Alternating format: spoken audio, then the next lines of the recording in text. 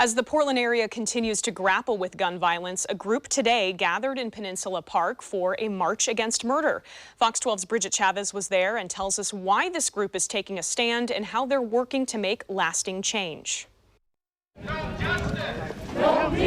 The Portland area continues to see a spike in gun violence, but this group is standing together and saying no more. Justice doesn't exist after a murder.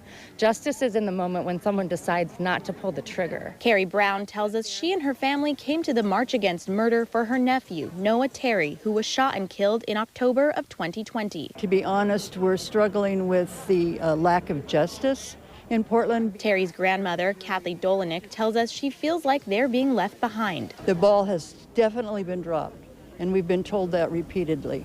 And so we're addressing that as best we can as a family. We are fighting for justice for Noah Terry. Y'all ready?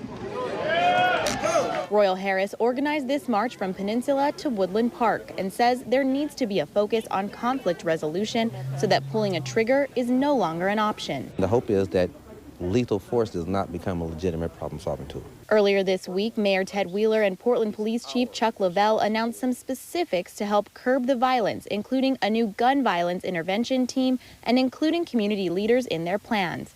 Harris says this is long overdue. We overemphasize the politics and the city government aspect of it and really don't get to the root of solutions, which are rooted in the people in these places. Terry's family still grieving for the grandson and nephew they love and miss so much, but here in hopes of turning that pain into purpose. It's standing with Black men and standing with the Black community to help bring about change in the culture so that no one ever has to deal with what we're dealing with again. Bridget Chavez, Fox 12 Oregon.